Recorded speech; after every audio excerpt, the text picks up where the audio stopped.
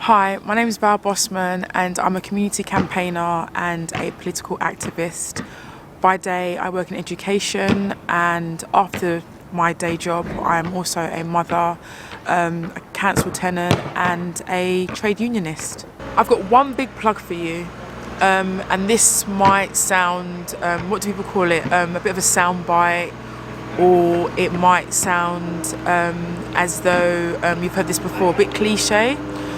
But I think for us to make really big change within our communities and the bigger society, I think it's for every single person like myself that are like-minded. So every parent, whether you're a mum or you're a dad, you've experienced things in your life that you could actually share on different platforms, not just to talk about issues, but to bring sort of resolutions as well, and to bring solutions almost. This is not a one-day fix or 2 years. We're talking about decades to come, and it's about leaving legacy, because when we're gone, when I'm gone, I hope that someone will be able to watch this video back and say, do you know what, that resonates with me and I want to give back as well.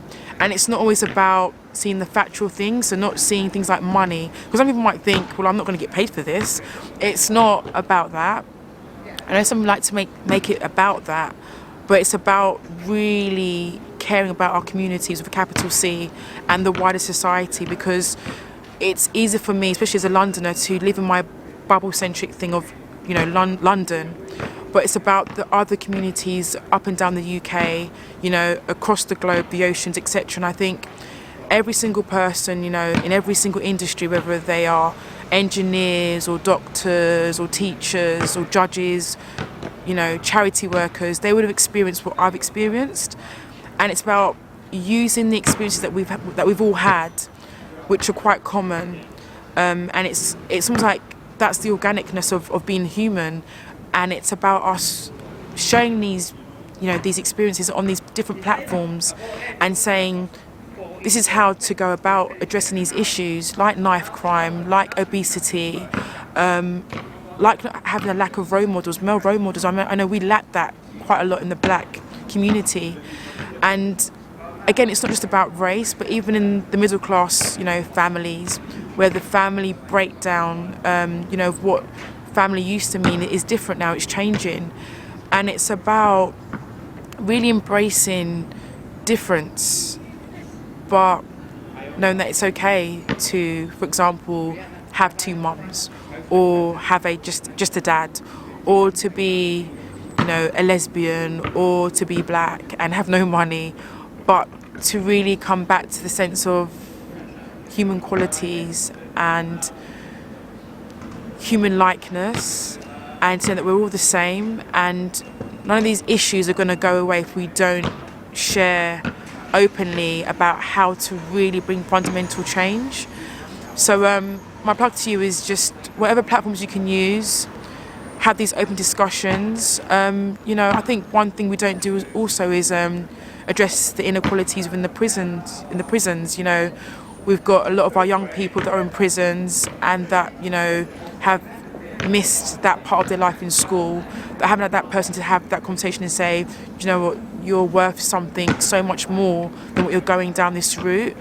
And if we have these conversations in prisons and even in PRUs, if we start to really engage with young people and children and say to them, you are worth something, I was once like you, but now look at me, this can make a real big difference. And this is what we're trying to do. We're trying to do things that are going to impact people, not just for today or tomorrow or a year. This is like decades to come, and leaving that legacy so that when I'm really old and frail, that that person that maybe I taught or you have spoken to will actually give their seat to someone without having to be reminded in society that it's courteous to give your seat to an elderly person, or something you might think is frail that needs it, or because remember, we don't all often see people's vulnerability.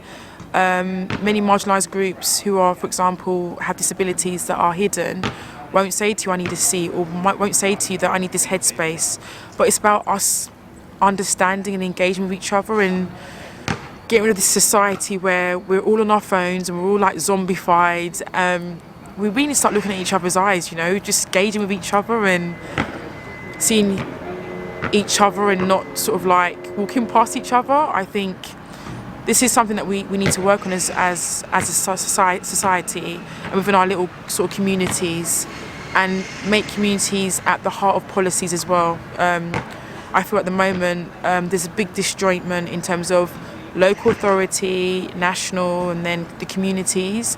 Communities are doing so much at the moment on limited money, that want to reach out to take, you know, the funds that are available, but then they have these massive organisations that know the loopholes of how to get this money, but then don't actually filter down to the smaller communities, charities that are trying to do what they're doing. So it's about sharing that wealth of knowledge, the experiences, and really starting to see the bigger picture that if one community is left behind, we all suffer.